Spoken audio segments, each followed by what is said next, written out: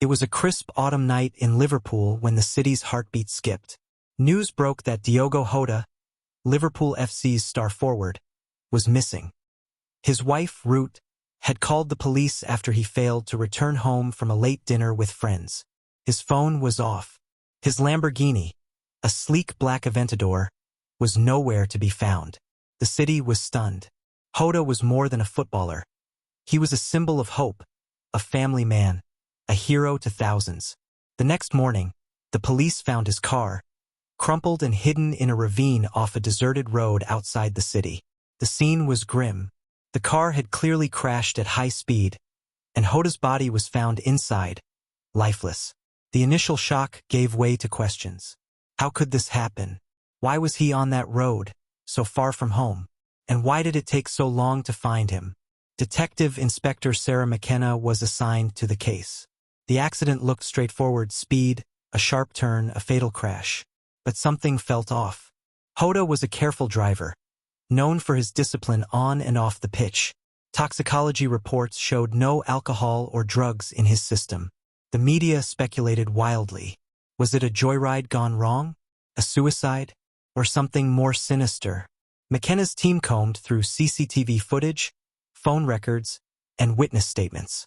The last confirmed sighting of Jota was at a popular restaurant in the city center, laughing with friends.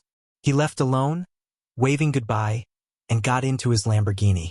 No one followed him. No one saw him after that. Uda was inconsolable. She told police that Jota had seemed distracted in the days leading up to his death. He'd been receiving strange phone calls, stepping outside to take them in hushed tones. He'd also been unusually protective of his phone, even changing his passcode. Jota's parents flew in from Portugal, devastated. The Liverpool community held vigils outside Anfield, laying flowers and scarves in tribute. But beneath the grief, rumors swirled. Some whispered about gambling debts, others about blackmail. The truth seemed as elusive as ever. A breakthrough came when McKenna's team recovered Jota's phone from the wreckage. It was badly damaged, but the tech team managed to extract data. They found a series of encrypted messages from an unknown number, sent in the days before his death. The messages were threatening, demanding money, and warning Jota to keep quiet or else. The investigation shifted.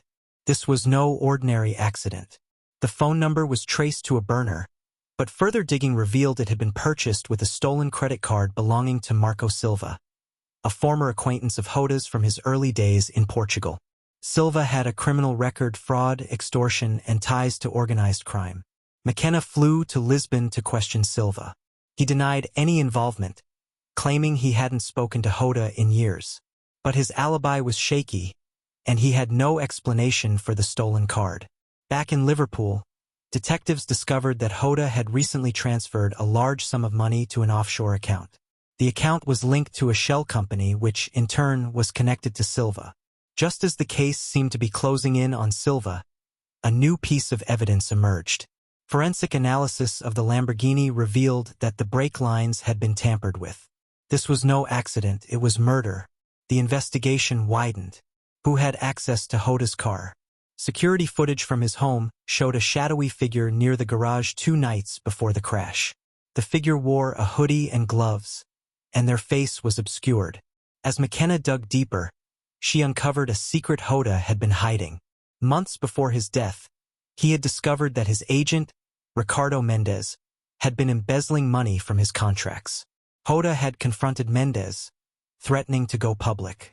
Mendes, desperate to protect himself, had enlisted Silva to intimidate Jota into silence. But when Jota refused to back down, Mendes took matters into his own hands. He paid Silva to send the threatening messages and, on the night of the crash, broke into Jota's garage to sabotage the car. With the evidence mounting, McKenna confronted Mendes. At first, he denied everything, but under pressure, he broke down and confessed. He had never meant for Jota to die, he claimed, just to scare him. But the plan had spiraled out of control. Mendes and Silva were arrested and charged with conspiracy to commit murder. The trial was a media sensation, with every detail dissected by the press. Liverpool mourned the loss of a hero. Ruth, Heartbroken but determined, established a foundation in Jota's name to support young athletes and fight corruption in sports. The city came together to honor his memory, and Liverpool FC dedicated their next season to him. Detective McKenna stood at the edge of the ravine where Jota's car had been found, reflecting on the case. She thought of the secrets people keep, the lengths they'll go to protect them, and the terrible cost of betrayal. The truth had come out, but it brought little comfort.